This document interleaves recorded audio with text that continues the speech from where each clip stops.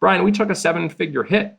I mean, we took a 7-figure devastating hit, but it's short term. So my wife and I do one word every year. And so we focus on one word. And ironically, I still have my 2021 on, but my word was optimism. Her word was gratitude. What great words for 2020 going into it, So good. So my word was optimism. So I was like, all right. And she even called me out that first day. I was like, what is it going to do? She's like, Jesse, just look at your word. I go, yep, we're going to be great. Optimistic. Here we go.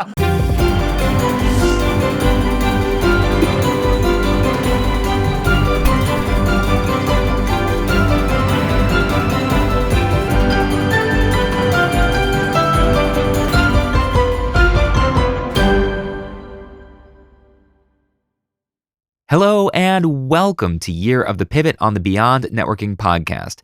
This season, we're learning from individuals and organizations who made monumental shifts in 2020 in order to keep their business alive and continue the mission.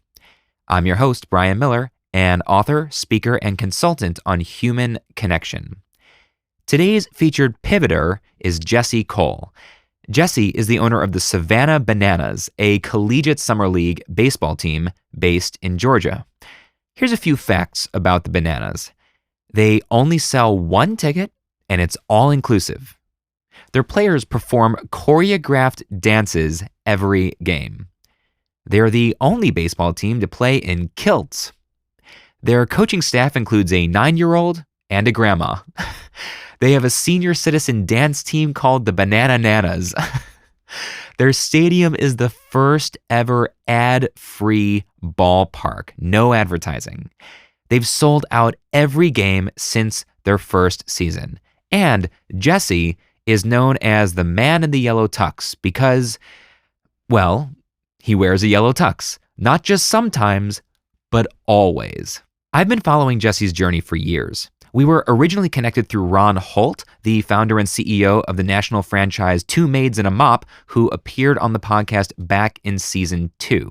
Jesse speaks and writes about leadership and service.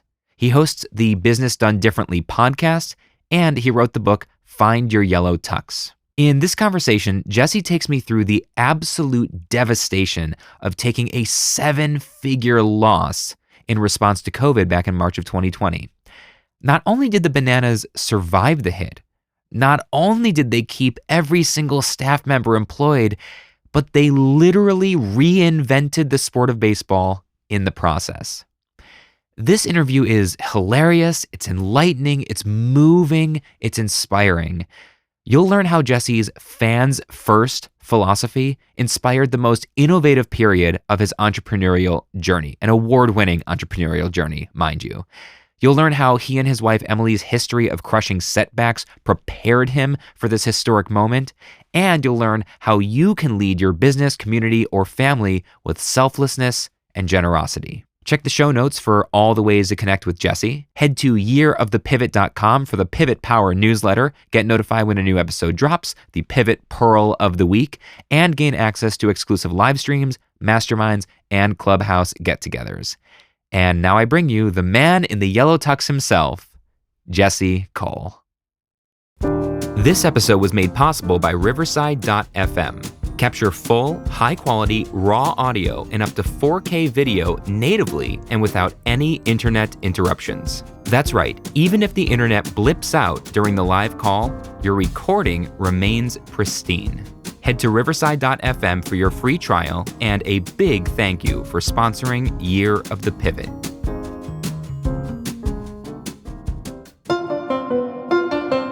Jesse, I can't thank you enough for being here. You mentioned you just came off of doing a keynote, so I can't imagine how you're going to keep your energy up. But looking at you, I believe it'll be possible. I have a feeling you'll be fine with the energy level. Thanks for being here. I'm excited to be with you. No, it's very simple. If you do things that give you energy, you have energy. This gives me energy, so I'm excited to be with you again, my friend.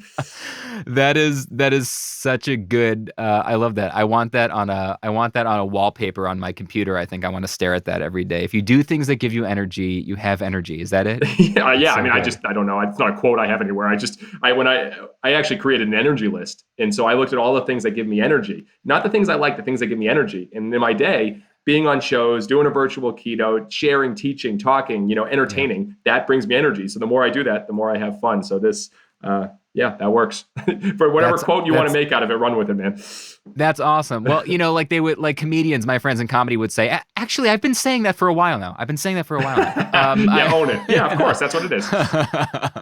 So before we get into your background, your story, your pivot story and all that stuff, what are you working on right now this week? What's on your plate? What's on your mind? Ooh, this week we are in the middle of our One City World Tour, finalizing those plans. So for us, part of our big pivot was when everyone was saying, hey, you just play a certain season and this is what it is. Can we actually play year round and can we actually take our show on the road in the middle of a pandemic, which is crazy. So we are in the process of making some big announcements and putting tickets on sale. And the wait list is already over 1,500 people for tickets, which is really exciting. Holy cow. Okay, so then back up. Anybody listening to this, watching this will have heard my, 1 minute intro of kind of who you are and what you do, although you, like so many people I know, are hard to pin down in 1 minute in terms of a background. So you are referring here, this tour, to the Savannah Bananas. Yes. The only baseball team named after a fruit. And the only team that has a senior citizen dance team called the Bananas. And yes, the team that has the breakdancing first base coach and banana pep band and male cheerleading team. Yes, that crazy circus-like team, the Savannah Bananas. It's just unreal. So talk us through, for people who think that we're kidding. Maybe they're just listening to the audio and they don't see how you are the banana. Talk us through the Savannah Bananas, how you came to the team, who they are. Even people really right now don't even really know what sport they are, unless I mentioned it in the intro, which I'm sure I did. And that's okay. We're not in the baseball business, as some people would say. We're in the entertainment business. And how it came to be, like anything, a bunch of failures mixed with creativity and experimentation mixed with luck. And so that's how we started. I mean, in reality, I started with the team in Gastonia, North Carolina, 23 years old, and the team was the worst team in the country. So I got the job as a general manager because no one wanted the job. So I was 23. There was only 200 fans coming to the games, $268 in the bank account my first day. I remember it vividly. And there were 3 full-time employees, and payroll was on Friday. And I was running that team. And so I learned very quickly what the challenges with baseball was, and that people thought it was long, slow, and boring. And it wasn't entertaining. It wasn't fun. And why would they come see a low-level baseball team? That's not what we get the best at. So we said, why don't we make it a circus? Why don't we make it a show? And so we started trying things like having our players do choreographed dances during the games, having grandma beauty pageants, literally, you name it, we tried it.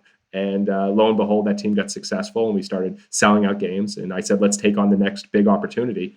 And so, I was in my early 30s. My wife was in her late 20s. And, most people at that point were buying, iPads and iPhones. And we said, let's buy a brand new baseball team. And so we bought an expansion team in Savannah, Georgia. There was professional baseball there for 90 years.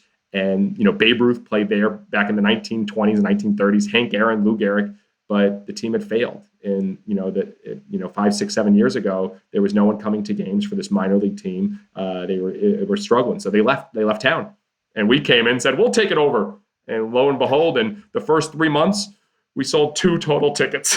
2. It was like a donation. God. I mean, it was bad because people were like, who are these guys? We hadn't done anything to earn them as fans. And so it got so bad that on January 15th of 2016, I'll never forget the day. It was a Friday, 4:45 p.m. I got a phone call that we overdrafted our account. We were completely out of money.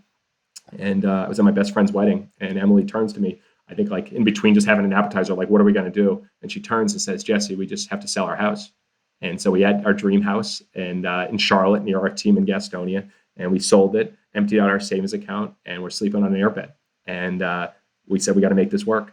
And so we said, we got to go over the top, create attention.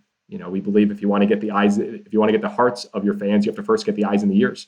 So we named the team after a fruit and came up with all those crazy things and made every single ticket all inclusive. Because again, every ticket includes all your burgers, your hot dogs, your chicken sandwiches, your soda, your water, your popcorn, everything, your ticket for $15 when we started. We're like, we're just going to create a value that's crazy to get people in the door. And once they came in and they saw, the breakdancing first base coach and they saw the players dancing and they saw the fun, they started telling everybody, and lo and behold, we ended up selling out every single game and have a wait list for tickets in the thousands. And now we're taking the show on the road, the One City World Tour. So I think that's bringing it all back together. Man, oh man. I mean, there were so many emotions. I because I just finished watching the Bachelorette last season, and we're about to start The Bachelor. I almost said roller coaster of emotions, and I checked myself. Um, that's so crazy. I mean, I don't think I've ever had to take an emotional risk as scary as let's sell our house. I mean, I took lots of risks when I was single and, before I'd met Lindsay, who's now my wife. When I was trying to build a career as a magician, I starved for days on end. I mean, starved, right? I mean, I ate almost nothing, as little as I could, Yeah. for days on end to make ends meet. But I cannot imagine going through that. And so you're no stranger to pivots, to creative risks, to adaptability, to resilience. Obviously, these are things that you've built up over the course of your life and your career already. So then take me back then to March, to the moment, because you obviously have a good memory for details and what you were thinking. I lived it. Do you keep Yeah. do you keep a diary or a journal? You Yeah. seem like the kind of person who would. Yeah, I write every day. My Yeah. first year of marriage. So when we got the keys to Savannah on October 5th, 2015, my wife and I actually got married on October 10th.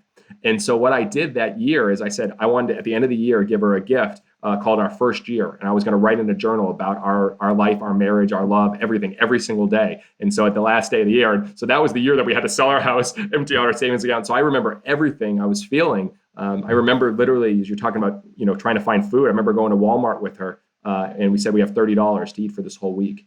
And so, what are we going to do with $30 to eat for this whole week? And I remember the food wasn't even real food. It wasn't just Hot Pockets were almost too expensive. We were getting like these, things that it was brutal. It was brutal. I mean, not just ramen noodles, but it was like, things in cardboard boxes that you got to heat up with water. I mean, it was nasty. Yeah. But we went through that. So to answer your question, we went through the experience, and then in March, it almost happened again. And so, we were about to announce the season was sold out again. Our season doesn't start till June. I think we had, maybe 10,000 tickets left to sell. So we were a couple weeks out from selling out the season before the season. It was surprising. Here's what we did, Brian. This was crazy. So on February 25th, I remember these dates because they're February 25th was the day that we announced the Savannah Bananas. And that was the day in 2016 that it changed for my wife and I, because we got attention. We were number one trending on Twitter that day. Merchandise all over the world, even though the first shipment of t-shirts came in and there were too many N's in bananas. We spelled bananas wrong in our first shipment of t-shirts. So we messed up that one. Doesn't everybody? It was brutal. So we messed up that one. And locally, we started hearing from everyone, the owner should be thrown out of town. You guys are an embarrassment to the city. What does bananas have to do with Savannah? You're ruining our city. I mean, it was brutal. So I remember all that vividly. By the way, a year later, we did a mean tweet video and actually shared all those in a mean tweet video. Most of those people ended up buying tickets, which is hilarious. Whole nother aside. So we went through that and going into naming the team and all the craziness. So come March, we were ready to have another monster year. And on February 25th, the 4-year anniversary of Name the Team, we said we're going to announce something else crazy. We're creating the first ever ad-free stadium. And so we eliminated all ads from our ballpark, because we believe that's fans first. We don't believe anybody comes to the ballpark to be advertised to, sold to, or marketed to. So we said, before the pandemic, we even knew about it happening, we said, let's throw away hundreds of thousands of dollars for goodwill for our fans. So we threw hundreds of thousands of dollars away, and then we surprised our team with a trip to Disney the next week. So we spent thousands of dollars on a trip to Disney. Hey guys, what you guys have done, this has been amazing. We're going into a big year. We want to learn a little bit from Disney, but have fun. They took our spouses, significant others. So we're in Disney World on March 5th. Put it in perspective. Oh we come back March 12th, we're ready to go, pandemic. March 13th, my birthday. I'm sitting at home wondering, what are we going to do? And I remember daily. I remember March 13th, man. I'll never forget March 13th, 2020, as long as I live, man. Yeah, and either will I, for many reasons. That's what happened. So you're thinking, what do we do? I mean, but okay, after the initial, because I'm sure you and I did pretty much the same thing for that day or two. I think I spent 2 days staring at the wall catatonically. And then after that, what happened next? What was your first instinct, your first thought?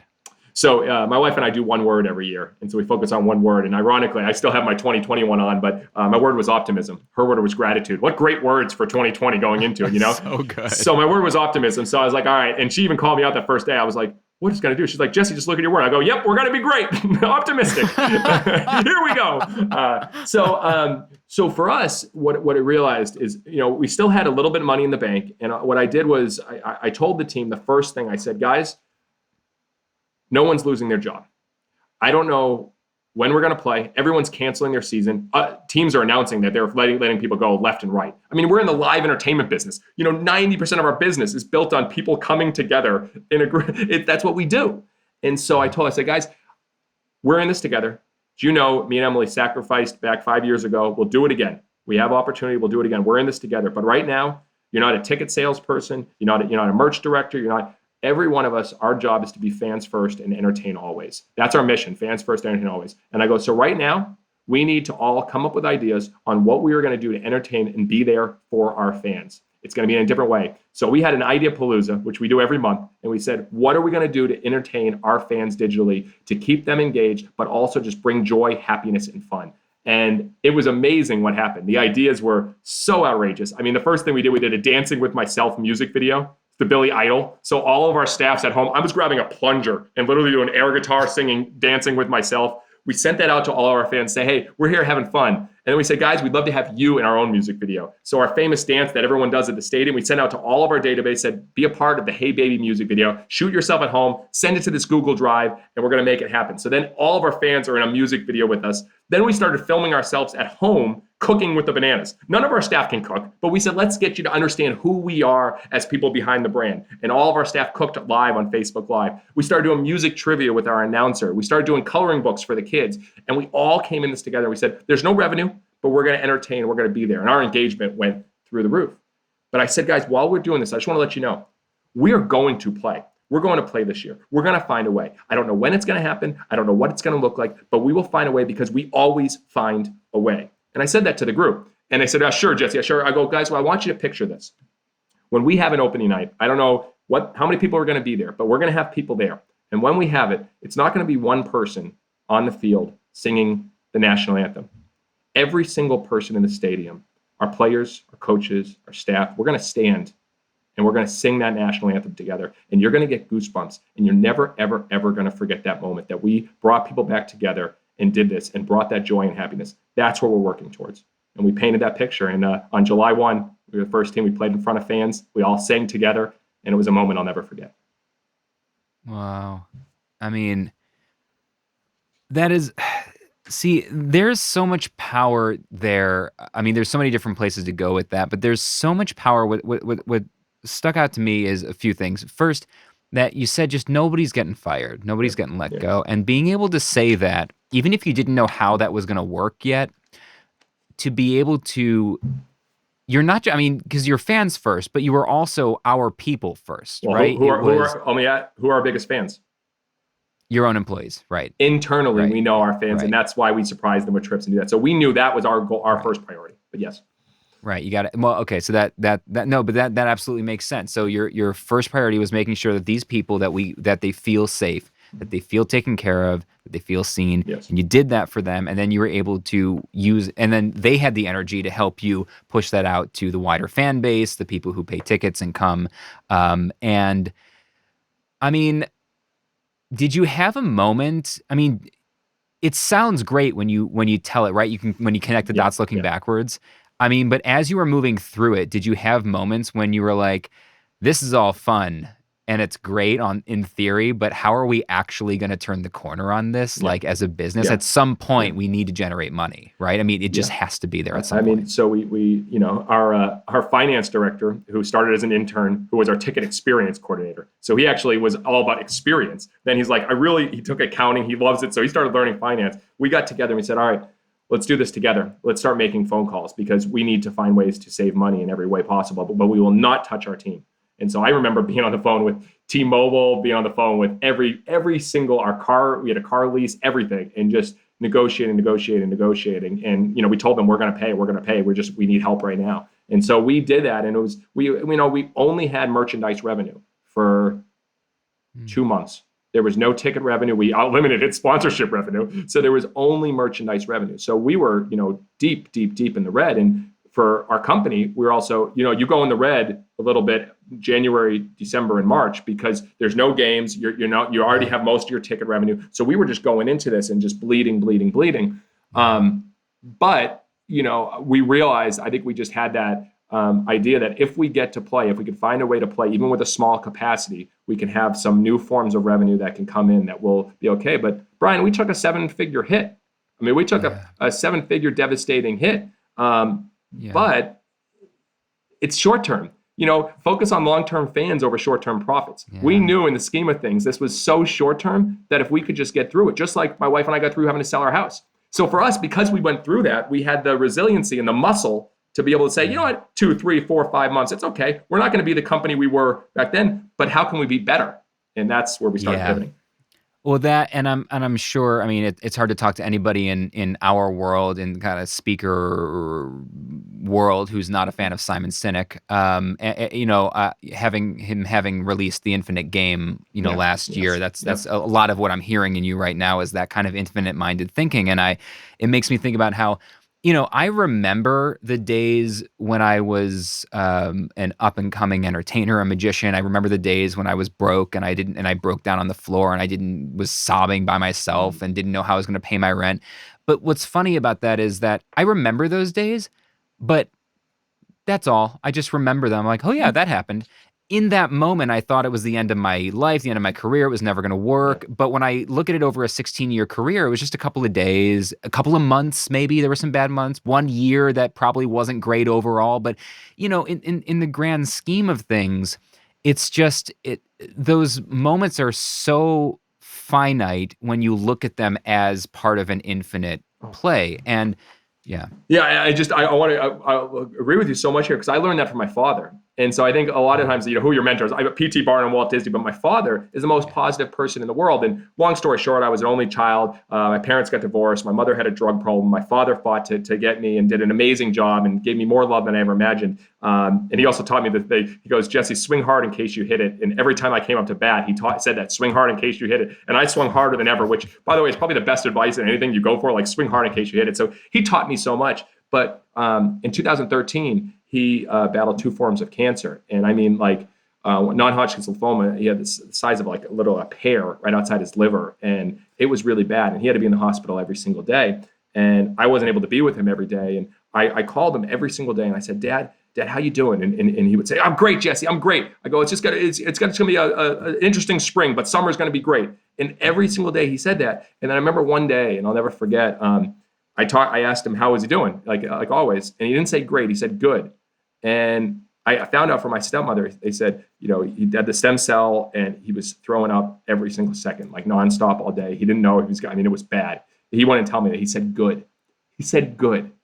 And then a few months later, all of a sudden he's done, cancer-free. The doctor said it was the most positive patient they've ever dealt with ever. And he said they never expected he'd get rid of it that quickly. He battled 2 forms of cancer. It was about 6 months of brutal treatments. He's happier, healthier than he's ever been right now, 7 years later. And how can I get on in fetal position and cry and be upset because we're down a little money or, we're struggling like that? And it's all perspective. Yeah. If you want to pivot like you're talking about, it's the perspective that you have. And between the word of optimism, my father's positivity, and us already going through it, bring it on. What's next? What do we get to do now? And that's why I said, guys, what do we get to do now? That was the exciting thing. What do we get to do now? That's what you had said that prompted that. And one of them that I went on, I was speaking with an educator. He's a high school teacher, but he also has a whole platform and he speaks and writes books and does those sorts of things, right? And I said to him, I hate to be that guy, but I have a lot of friends who are teachers, so many friends who are teachers. And for the last 10 years, 15 years, all I've heard from my teacher friends is the educational system sucks. It doesn't serve students. It doesn't serve teachers. It's bad, it's bad, it's bad. And for the last 3 weeks, all I've heard from those same people is, when do we get to go back to doing that? Yes. I'm like, what are you talking? Wait, the big pause just happened. Yes. This is what you've been waiting for. Why wouldn't you take this opportunity to think about what you would want to do instead? This is what you've been waiting for, is this moment to reinvent how education works, because the rules were just wiped out. Yeah. All the rules that were in place were wiped out. And what's really frustrating is now in January of 2021, education didn't change. Yeah. Yeah. It really didn't. They're just kind of doing the old thing with a webcam as best they can until they can get back. And it's really sad to see. But many of them haven't developed the muscles. So for instance, the muscles that you develop, I mean, that's why anytime you go through a real challenge, you gotta say, oh, I'm building muscle right now. I'm building muscle for the next time. And so I don't know if we would have been able to pivot and handle what we did if we didn't go through the adversity that we went through 5 years ago. Right. And, I'm going to bring something up here because as part of the Pivot Project, I'm also interviewing folks who are not folks who have gone through pivots this year as you have, but folks who are experts on things like resiliency, who study that, who research that. And so I'm also talking to those people. And I spoke to, she goes by Dr. G professionally, and she's a practicing family physician, but also an expert on resilience and speaks and writes and does all that. And, she brought something up that was a total light bulb moment for me. And it reminded me of what you just said, which is you said, we've gone through adversity, so we've built that muscle. And she said, this is one of the misconceptions, not what you said, but one of the misconceptions about resilience is that simply by going through adversity, you build muscle. And she said, it's not the case, because everybody can think of someone they know that constantly goes through bad situations and never seems to get any more resilient. You have to intentionally become more resilient as a response to adversity. You have to choose to do it. And there's lots of techniques you can use for it. So you've made the choice over the years to grow from adversity, to build the muscle of resilience. So have I, and many people have. And some teachers have, but the educational system has not. The system is so resistant to change. I don't think, Well, no, I think you're so spot on, Brian, because there's two types of people often. There's problem finders and there's problem solvers. And so many times in a business, you'll have someone come and just say, hey, this isn't working. Okay, well, thank you. Hey, this is what's happening in the world. This is bad. And so that's going through adversity, seeing the problem. It is a first step, but how do you solve the problem? And entrepreneurs have to learn that because their life, their business, their livelihood depends on it. A lot of times, employees don't have to. So we try to teach them to understand, all right, when you come to us, say, here's a problem, but here's a potential solution. And so that's building a muscle of here's the adversity, here's what we're going to do because of it. And I think that's a little bit what we tried to look at and teach our team. The big pivot is we immediately started asking questions and say, all right, what's wrong with the industry even more? What's the challenge? If our whole business is dependent on live games at a certain period of time, we're in trouble. And so you think about what the question we started asking, all right, first of all, what was the immediate pivots that we could do? And here's a quick funny story. We had an idea palooza. I said, what can we do? And our most popular drink at our stadium is called the Slippery Banana. It's all alcohol. It's literally all alcohol, but it tastes like a banana pina colada. People love it, all right? And so our director of operations says, hey, why don't we do a drive-through? I go, a drive-through with the Slippery Banana. I go, a drive-through with, is that even legal? He's like, well, actually, the law right now is allowing people to do that, to actually, you can come and pick up beer. And I go, he goes, yeah. I go, try it. He goes, all right. So he put our Slippery Banana, we had it in our closet. We still had all the liquors ready. He made it. We announced it on our Facebook. We said we have 100 mason jars, $10 a piece. The first car showed up at 2:00. The event wasn't until 5:30. So it was gone in 23 minutes.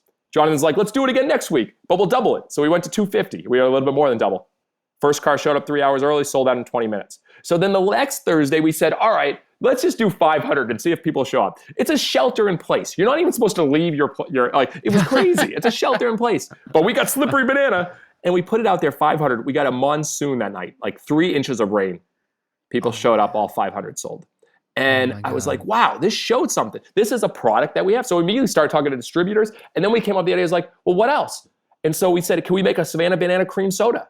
So we actually worked with a group. They made a Savannah Banana cream soda. What are these other things that can build the brand? And so now that's selling. We just had an order for 400 4-packs of cream soda just the other day. So they're going all over. So it was like, what is happening? So those were the immediate pivots.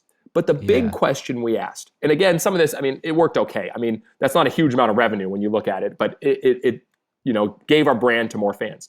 The big question we asked is, our leadership, how can we be a 24/7, 365 brand? Most teams have a season, and they're irrelevant during the off season. So when you think about what you do, how are you irrelevant other times? So we said, we don't want to be irrelevant. We want to stay relevant year round. So we asked that question, and my wife, Emily, she said, well, why do we have to have an off season? And so we said, well, what if we played games year round? So what if we traveled on the road? What if we did all that? And so we actually had a game in November. We announced it Fansgiving.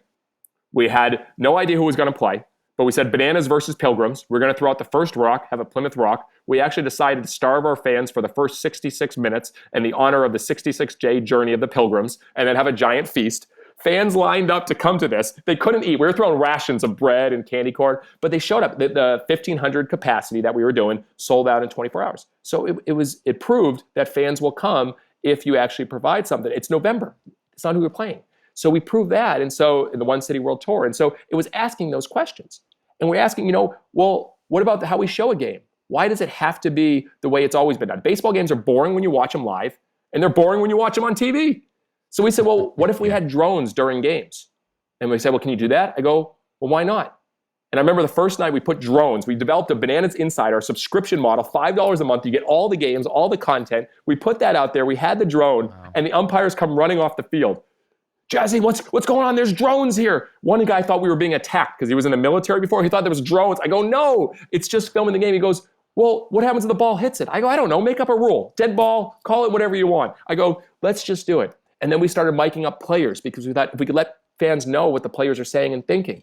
Yeah. Then we said, could we actually let fans choose who's going to pitch and who's going to hit and what the lineup's going to look like? And I'll never forget, we put it in front of all of our insiders, Bananas Insiders. We posted it, and we said, pick the closer for tonight's game. And they picked the guy from University of Georgia, and he was a great pitcher for us. Unfortunately, he let up 6 runs in the 9th inning, and we lost the game. So our fans actually helped us lose the game. Our coach was like, Jesse, what are you doing for me? But we question all that. So now we have an insider model, which we're one of the only teams that has actually on Facebook, you $5 a month, you can see all of our games, our content, our behind the scenes. That's going strong with our new games. And it all happened that we wouldn't have done any of this if we didn't go through the challenges. And so that's part of the pivots that we did. Wow. Yeah. No, I was just so excited that you guys made it through and got back to actually having a game that I forgot that there was more to do after that. It just seemed like so triumphant that you like this year, like the 2020 was for so many people. If I can just get back to baseline, that's a monumental success, so I kind of forgot that you went above and beyond the baseline. You didn't just get back to where you were. You just found all these new avenues. And a lot of the folks I've talked to have brand new businesses and products and services they could have never imagined before. Yeah, and I didn't share the biggest one, and I completely forgot, but what if you always play like you have nothing to lose? What if you play that you're okay to break the rules? See, when the world is kind of in a weird state, you can try more things because this isn't the way it's supposed to be. So the biggest thing we did is we actually invented our new game. We said baseball's too long, too slow, too boring, so we invented a game called Banana Ball. And it's the same main gist of baseball, but it's a 2-hour time limit. If you win the inning, you get a point. So first team to 5 points wins. You can't step out of the batter's box. You can steal first. No bunting. If you bunt, you're thrown out of the game.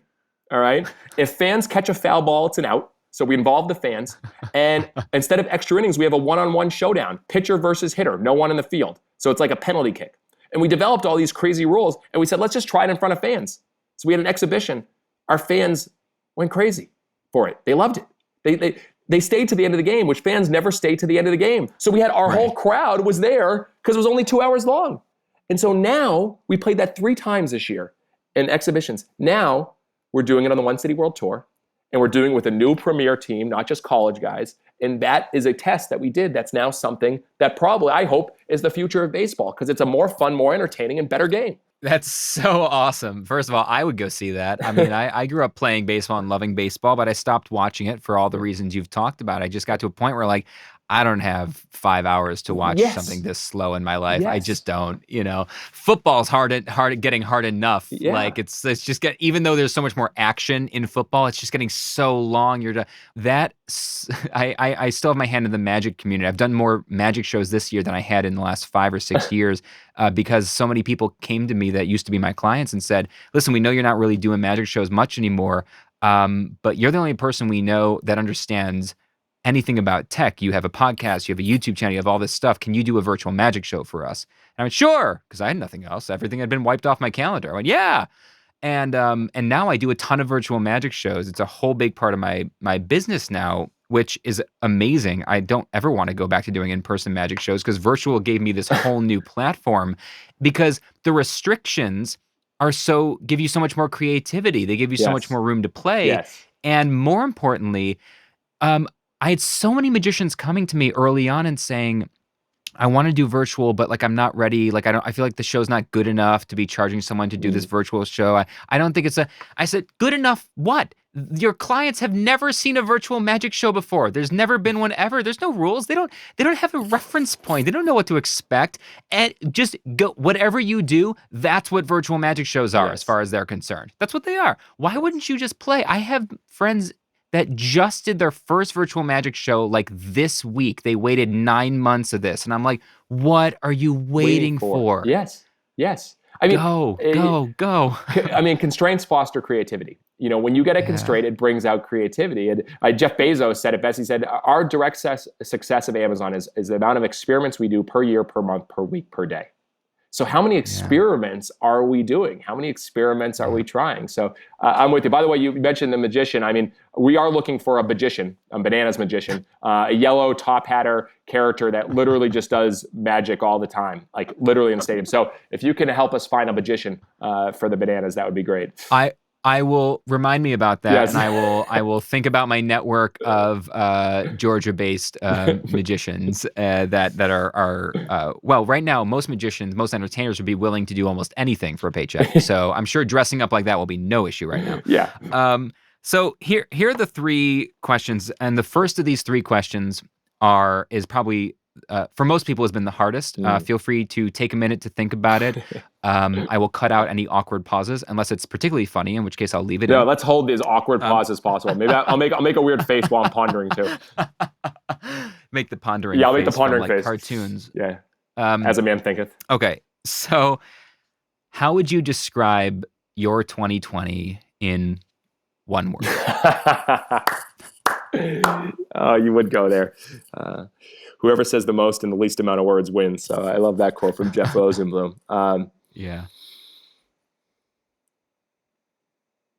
Awkward pause. Oh, sorry. So I was like looking down.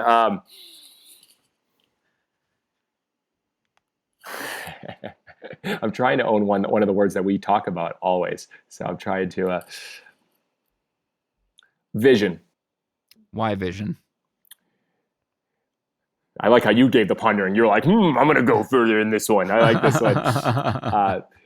When everything happened, we had to have vision for the immediate and vision for the future. And we got together as a team and developed our vision for the next 5 years. And I've never seen our team more exhilarated, inspired, fired up to have a vision of what we can do and that nothing can hold us back. And so it was that vision to be able to see. A lot of people, what they do is they're looking at what's right in front of them, and they're not seeing, as just watch the Queen's Gambit, they're not seeing the whole chessboard. And I think we were able to all of a sudden see the whole chessboard and see this was a very small picture of what we're trying to do. And so the vision gave us that opportunity. Yeah, that's great. You feel like your team then is obviously it sounds like your team is more clear on who you are and what you do as a team, as an organization than they ever have been before? Yeah. I mean, again, what do you do that's so remarkable that people talk about? And yeah, I mean, the banana cream soda, all those little things are nice. They're add-ons, but it's the show, it's the creativity, it's the fun, it's watching our breakdancing first base coach, it's seeing our luchador coach and our grandma coach and all the circus acts that we have at our game.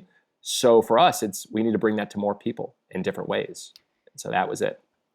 I love that distinction between the things you do and the way people feel in terms of remarkable. Yep. I feel like when people think of remarkable, when they read Purple Cow and they go, oh, how do we find our purple cow? And they think of like the specific, like, oh, if I could only come up with the remarkable product or the remarkable service. But so much more often, the remarkable aspect of your business or of your life is the way that you make people feel when they're around you, when they're a part of you. I gotta jump on that. We say love your customers more than you love your product. We talk about it constantly. And the name of our company is Fans First Entertainment. We have the 3 M's for our team: moments, matter, meaning. Create moments that show people that they matter, and that'll provide deeper meaning. And so, we talk about it all the time, Brian. Nothing matters more than making people feel like they matter. And so if you can do that, that's game over. I know we're going to go, but the last game of the year, a gentleman came up to me, season ticket holder, big guy, tear coming down his face. And he goes, "You guys saved my life." And I'm like, "Wait, what? What are you talking about?" He goes, I was in a very, very dark place before the season, and very dark place. But when I found out you guys were going to play, I came out and saw people having fun and joy and people acting like, hey, you know what? We're okay. And I had something to look forward to every couple days. This brought excitement. This summer, you guys saved my life. And I was like, it had nothing to do with necessarily our product. It had to do with how our product and experience made them feel. That's so intense. Man, oh man, what a privilege to be in a situation where you can do that for people, especially as what someone would just look from the outside and go, oh, it's kind of a wacky baseball team. What a difference. Well, we all do it. We all do it if you put it in perspective. If you have the vision of every single talk, every single person, there's someone that needed that at that point, that not saved their life, but made their life go a different path that will help it pivot. And I think if we all look at that perspective, every single time we talk, every single time we listen, every time that we hear people, we have an opportunity to save someone's life. It makes everything have more purpose. Sorry, I'm getting deep. With the crazy guys getting deeper. It's okay. I'm gonna pull this in here. Normally, I would ask people what characteristics or personality traits of yours would you say were crucial to your survival this year, but we really hammered that a lot in the middle. So I'm gonna end on this quick question here, which is, at this point, and you've kind of answered it, but just in one sentence, at this point, we're January 2021 now. We're coming up on the 1 year mark of COVID and all that. What is the outlook on the future of your business, of the Savannah Bananas? I'm an eternal optimist. In front of me, I have a custom poster of Walt Disney, and it says vision. It's kind of fun to do the impossible. And every talk I finish with, all of our dreams can come true if we have the courage to pursue them. And so I am eternally optimistic about what we're going to do because we have purpose behind what we're going to do. And we have a fans first playbook that we share with all of our staff, all of our players. You can't put on a Bananas uniform until you go through our fans first you and you understand why we do what we do. And on the back of our fans first playbook, it says, be patient in what you want for yourself, but be impatient in how much you give to others. And that guides us in everything we do. We're going to give more to others in this next year and the years to come, and hopefully that'll make a big impact. Well, that's awesome. That's such a good place to end. Jesse, I can't thank you enough for your time and, of course, for sharing and being so open with everything here. I've been wanting to connect with you for a while now. I'm glad this is the context in which we got to connect. Appreciate you, Brian. All right. Thank you so much, man.